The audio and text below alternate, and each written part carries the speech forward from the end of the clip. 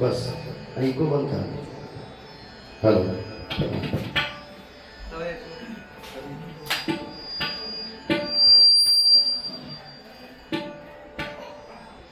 उपस्थित सर्व मंडळींना सप्रेम रामकृष्ण हरी. आपल्याला सगळ्यांना माहिती की आपण एकत्र या ठिकाणी कशा निमित्ताने बसलेलो आहोत. या घरातील, या परिसरातील एक नामांकित व्यक्तिमत्व कैलासवासी नामदेव बाळू पाटील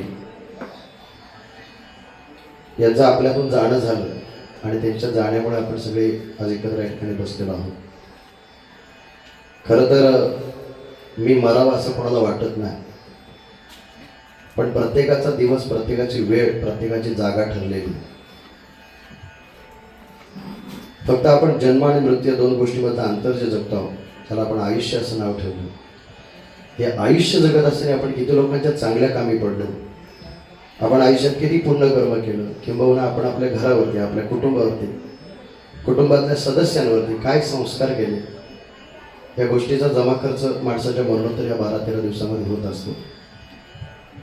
खरं तर ज्या वेळेला आमची भेट व्हायची त्या वेळेला थोडीशी मस्करी करायची, असंच खेळत बोलायचं.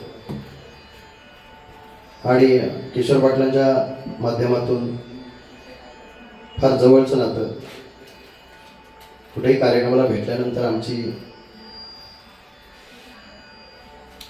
विचारपूस करणं हे त्यांचं आद्य कर्तव्य असायचं. पण मी मगाशीच म्हटलं का प्रत्येकाची वेळ, प्रत्येकाची जागा ठरलेली आहे. आयुष्य जगत असताना आपल्या आयुष्यातलं सगळ्यात महत्त्वाचं नातं जर कुठलं असेल तर ते आहे आईचं आणि वडिलांचं. आईला शास्त्राने पहिलं स्थान दिलं, पण जितकी आई महत्त्वाची तितकाच बाप सुद्धा आयुष्यात महत्त्वाचा आहे. ज्या दिवशी आपला बाप गेला त्या दिवशी एक गोष्ट लक्षात ठेवा की या जगातला आपला सगळ्यात मोठा आधार निघून गेला. बापा इतकं प्रेम, बापा इतकी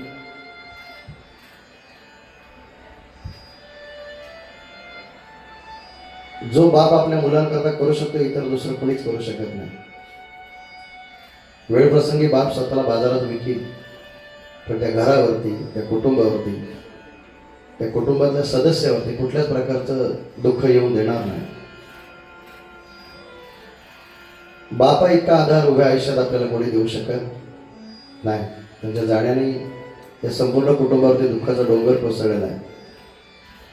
खरं तर आता हे रोज कार्यक्रम चालू आहेत, माणसं येत आहेत, बसत आहेत, त्यामुळे दुःखाची तीव्रता एवढी जाणवत नाही. पण ज्या दिवशी उत्तर कार्य होईल आणि जेव्हा संपूर्ण कुटुंब संध्याकाळी एकत्र बसलं असेल त्यावेळेला मात्र कळेल की आपल्यातून काय गेलं. इथून पुढे घरामध्ये कुठलं शुभ कार्य, अशुभ कार्य काही असू द्या, कुठलाही निर्णय घ्यायचा असू द्या तर जो सल्ला भेटायचा किंवा ज्या सल्ल्याने सगळं चालायचं तो सल्ला आता उभ्या आयुष्यात परत भेटणार नाही.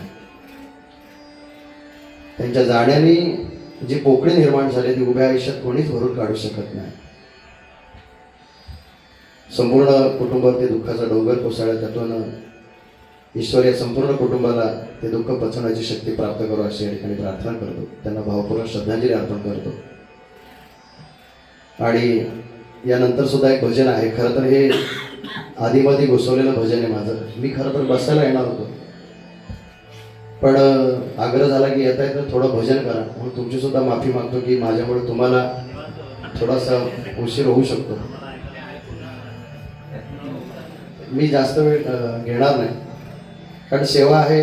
आणि खरं तर हा सांत्वना करता येण्याचा एक 10 मिनटं येणार होतो, पण येता येतं तुम्ही बोलतात भजनच करा, म्हणून थोडंसं भजनाचा श्रद्धांजली वाहण्याचा प्रयत्न करतो. या ठिकाणी विशेष करून या कार्यक्रमासाठी आदरणीय मनोहरदादा थोरवे या ठिकाणी उपस्थित आहेत. त्यांचं सुद्धा आमचं बोलणं झालं की बुवा तुम्ही येत आहेत तर मी पण येतो जोडीला, कारण या घराचा सुद्धा भजनाचा पिंड आहे. या घरामध्ये भजन वेडी माणसं आहेत. ती जरी राजकारणात असले तरी भजन त्यांना अतिप्रिय आहे. आणि खास भजनाकरता मी येतो हे त्याही सुद्धा आवर्जून सांगितलं आणि खरंच बोलल्याप्रमाणे त्या ठिकाणी उपस्थित राहिले. आदरणीय सुरेश भाऊ खराट यांच्याशी तर फार जवळचंच नातं आहे, घरातलाच माणूस आहे. आणि आमचं असं ठरलं की आपण जातोय तर ह्या दिवशी आजच वेळ आहे, आज जाऊन येऊया. आम्ही सर्व मंडळी या ठिकाणी श्रद्धांजली अर्पण करण्यासाठी आलेलो आहोत. 1-2 अभंग सादर करतो, जास्त वेळ न घेता.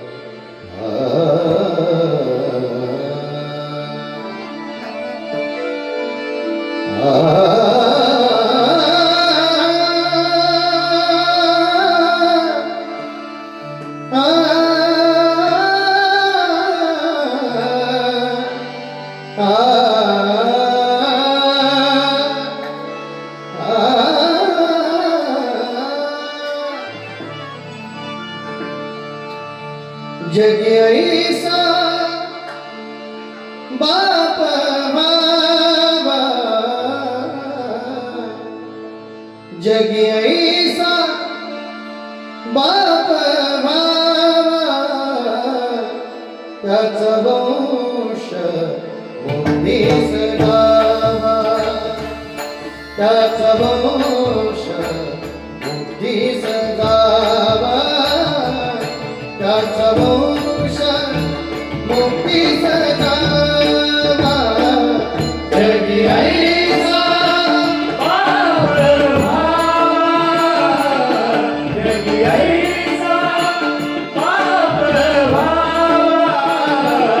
त्याचा वंश मुक्तीस गावा, त्याचा वंश मुक्तीस गावा, त्याचा वंश मुक्तीस गावा.